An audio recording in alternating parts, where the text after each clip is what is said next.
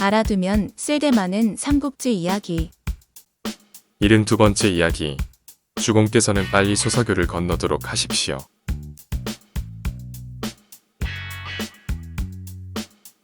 조조가 장로의 항복을 받아 한중을 얻고 한중이 차츰 안정을 찾아가자 주부 사마이가 뵙기를 청했습니다. 기니 드릴 말씀이 있습니다. 승세를 몰아 서천의 유비를 치십시오.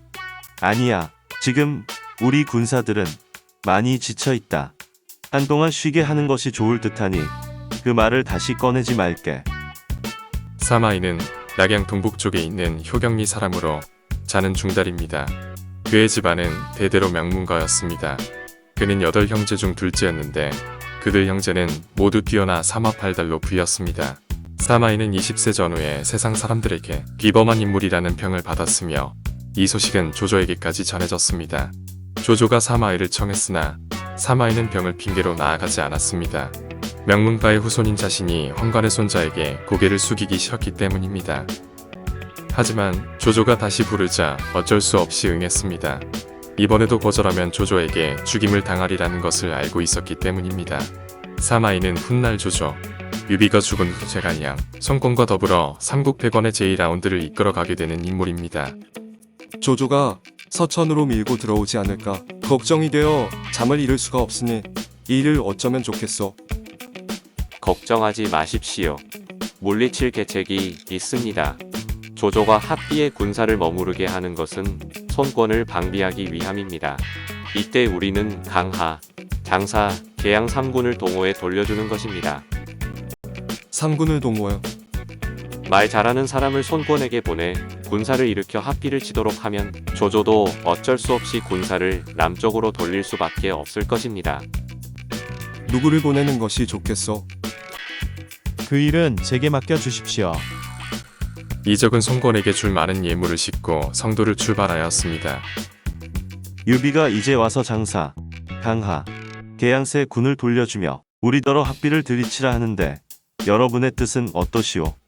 유비가 조조를 두려워해서 끼워 맞춘 꾀입니다. 설령 그렇다 하더라도 조조가 한중에 머물고 있는 틈을 타 합비를 취해 두는 것은 현명한 처사입니다. 오히려 더할 나위 없는 기회가 될 수도 있으니 모식인 척 유비의 청을 들어주십시오. 손권은 이적을 불러 큰 은혜라도 베풀듯이 합비로 군사 보내는 일을 승낙하였습니다. 형주의 새 고을을 받아들이고 군사를 육구에 주둔케 하시오. 그리고 그곳에 있는 여몽과 감령, 여항에 있는 능통도 말릉으로 불러들이시오. 장수들을 불러들인 손권은 합비를 칠 계책을 논의하였습니다. 합비를 치려고 하는데 계책이 없겠소? 조조는 여강태수 주광을 환성 땅에 머물게 하고 벼농사를 짓게 해 합비의 창고에 가득 군량을 쌓아두고 있습니다. 먼저 환성 땅을 빼앗아 조조의 보급로를 끄는 뒤에 합비를 치는 것이 순서일 듯 싶습니다. 손권은 감령의 말을 좇아 여문과 감령을 선봉으로 삼고 장음과 반장을 후군에 두며 손권 자신은 주태, 진무, 공습, 서성, 정봉을 거느리고 중군이 되어 진격하기로 했습니다. 주광은 손권이 군사를 이끌고 오자 합비로 보내 구원을 청하는 한편 지키기만 할 뿐 나가 싸우려 하지 않았습니다. 우리 군사는 지금 막싸움터에 이르러 기세가 드높습니다. 이런 기세로 내일 성으로 쳐들어가면 정오쯤에는 환성을 깨뜨릴 수 있을 것입니다. 여몽 장군의 말이 옳은 것 같소. 여몽의 말대로 손권은 환성을 점령하게 됩니다. 손권이 성을 완전히 손에 넣었을 때 장효는 환성을 구하러 오다가 소식을 듣고 합비로 군사를 되돌렸습니다. 손권은 환성을 깨뜨린 여세를 몰아 다시 3군을 일으켜 합비로 나아갔습니다. 손권이 대군을 이끌고 합비로 향하고 있다는 소식을 들은 장효는 계책을 강구하느라 여념이 없었습니다. 장효는 위급할 때 읽어보라고 남기고 간 조조의 편지를 떠올렸습니다. 손권이 군사를 이끌고 오거든 장효. 이전 악진세 장군은 즉시 군사를 이끌고 나가 동호군을 물리치기 바라오. 여몽은 낙진과 한판 승부를 펼치게 되고 여몽은 일부러 진척을 하면서 도망을 가게 됩니다. 전방에 여 장군과 감 장군께서 승리하셨다고 합니다. 지금은 도망가는 합비의 군사들을 뒤쫓고 있다 합니다. 우리도 이러고 있을게? 아니오. 군사들을 재촉해 합비성을 무너뜨려야 하오. 여몽과 감령의 승리에 고무되어 손권은 중군과 떨어진 채 돌격을 하게 되지만 조조군의 기습을 받게 됩니다. 주공께서는 빨리 소사교를 건너도록 하십시오. 그러나 소사교는 중간이 끊어져 있었습니다. 주공께서는 말을 뒤로 물렸다가 말에 박차를 가해 끊어진 다리를 뛰어넘으십시오. 7박 수레차. 박차란 말을 빨리 달리게 하기 위하여 신발의 뒤축에 댄 쇠로 만든 톱니 모양의 물건입니다. 조조군에게 밀리던 능통과 공리는 겨우 도망쳐 배에 오를 수 있었습니다. 감령과 영웅도 군사를 되돌려 송권을 구하려고 달려가다가 매복해 있던 이전의 군사들에게 당했습니다. 또한 중군과 후군도 장교의 매복에 걸려 새 갈래로 흩어지게 되니 동호군은 힘도 제대로 써보지 못하고 태반의 군사를 잃은 채 패하고 말았습니다. 장교는 송권이 의수해서 군대와 전선을 정돈한 후 다시 합비를 치러 온다는 소식을 듣고 조조에게 구원을 청했습니다. 한중에 있던 조조가 40만 대군을 이끌고 합비를 도우러 온다고 합니다. 두 장군은 큰 배 50척을 내어 유수 어귀에 매복하라. 군사를 거느리고 강 언덕을 오가며 철저히 순찰을 하시오. 지금 조조는 먼 길을 달려왔을 테니 날카로운 기세부터 꺾어야 할 줄 압니다. 누가 나아가 조조군의 기세를 꺾어 놓겠는가? 제가 가겠습니다. 능통 장군, 군사는 얼마나 데려가겠는가? 3천이면 충분합니다. 능통이 기다린 지 얼마 되지 않아 조조군이 구름처럼 몰려왔습니다. 능통의 연락을 받고 송권도 군사를 거느리고 도우러 왔습니다. 능통과 장교가 대결을 벌이게 되지만 능통이 밀리는 것을 보고 송권은 영웅을 대신 내보내고 능통을 철수시킵니다. 능통이 돌아오는 것을 보고 감령이 말했습니다. 제가 밤이 되기를 기다려 기병 100명을 거느리고 나아가 조조의 진영을 부수겠습니다. 군사를 한 사람이라도 이를 땐 공을 세웠다 말하지 않겠습니다. 감령은 100명의 군사를 이끌고 소리 없이 조조의 진영으로 다가갔습니다. 조조가 있는 중군은 수레로 울타리를 겹겹이 쌓아놓아 쉽게 들어갈 수가 없었습니다. 중군으로 들어가기 어려워진 감령의 군사들은 닥치는 대로 여기저기 헤집고 다녔습니다. 깜깜한 밤에 당한 기습인지라 적인지 아군인지 분간 못한 조조군은 저희들끼리 짓밟고 치고 때리고 난장판이 되었습니다. 조조가 북을 울려 군사들을 안정시킨 후 감령군을 잡으려 했을 때 감령은 동호의 진영으로 돌아오고 있었습니다. 감 장군의 활약은 역적 조조의 간담을 서늘하게 만들었을 것이오. 내가 장군을 위험한 곳으로 보낸 것은 죽이려 함이 아니라 장군의 담력을 보기 위함이었소. 조조에게는 장효가 있고 내게는 감령이 있다. 장효는 지난밤 패배를 되갚기 위해 날이 밝기가 무섭게 군사를 이끌고 와서 싸움을 걸었습니다.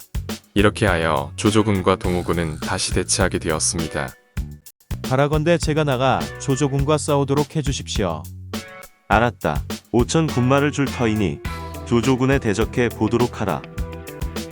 능통과 악진의 싸움은 50여 합을 겨루도록 승부가 나지 않았습니다. 너는 몸을 숨기고 있다가 적장을 쏘도록 하라. 조조의 계교로 능통은 말에서 떨어지게 되고 악진에게 죽임을 당할 위기에 처하게 됩니다. 그러나 그때 화살이 날아와 악진의 볼에 맞고 능통은 위기를 모면하게 됩니다. 악진의 볼에 활을 쏘아 능 장군을 구해준 사람이 누구인 줄 알겠는가? 아직 알지 못합니다. 어느 분이십니까? 바로 감령 1세. 공께서 이렇게 크신 은혜를 베푸실 줄은 미처 생각지 못했소이다. 이렇게 하여 능통은 오랫동안 품어오던 감령에 대한 원한을 싣게 되었습니다. 다음 날 조조는 군사를 5갈래로 나눠 유수로 쳐들어갔습니다. 왼쪽 1로군은 장효, 2로군은 이전, 오른쪽 1로군은 서함, 1로군은 방덕, 그리고 조조 자신은 중앙을 맡아 군사를 이끌고 나아갔습니다. 이 소식은 곧 동호군 진영에도 전해졌습니다. 주공의 녹을 먹었으면 충성을 다해 주공을 지켜야 한다. 두려울 게 무엇이란 말이냐. 배를 내어라. 강을 건너 조조의 군사들부터 쳐부수겠다. 동습은 배를 타고 나가지만 파도가 세어서 배가 뒤집힐 위기에 처하게 됩니다. 장군, 파도가 세어 배가 뒤집힐 듯합니다. 아무래도 배를 버리고 살 길을 찾아야 할 것 같습니다. 너희들은 주공의 명을 받들어 여기서 역적들을 막고 있다. 어찌 감히 배를 버리고 갈 수 있느냐. 동습의 충성은 갸륵했지만 자연의 힘 앞에서 싸워보지도 못한 채 물에 빠져 죽고 말았습니다. 진무는 조조의 군사가 강변에 이르렀다는 소식을 듣고 달려가다 방덕을 만나 한바탕 어지러운 싸움을 벌이게 됐습니다. 조조의 군사가 강변까지 왔다고. 직접 도우러 가야겠다. 나를 따르라. 손권이 다급하게 말을 내몰자 이를 본 장유와 서왕이 양쪽에서 에워쌌습니다. 위기에 처한 손권을 서성과 주태가 적진으로 파고들어 구해내게 됩니다. 내가 적진을 빠져나올 수 있었던 것은 주태 장군이 적진을 3번씩이나 헤쳐 주었기 때문이요. 아직 서성이 적진을 빠져나오지 못하고 있으니 이 일을 어찌한단 말이요. 제가 가서 구해오겠습니다. 손권은 화살을 맞았음에도 불구하고 다시 서성을 구하러 적진 속으로 뛰어드는 주태를 안타깝게 지켜보았습니다. 조조군은 화살 맞은 몸으로 달려드는 주태의 모습에 놀라기를 비켰습니다. 결국 주태는 서성을 구해 돌아왔습니다. 한편 진무는 조조군에게 쫓겨 깊은 숲속으로 들어갔습니다. 나 혼자 싸우기에는 적군의 수가 너무 많구나. 진무 내놈의 목숨은 여기까지인가 보구나. 진무는 결국 죽임을 당하고 맙니다.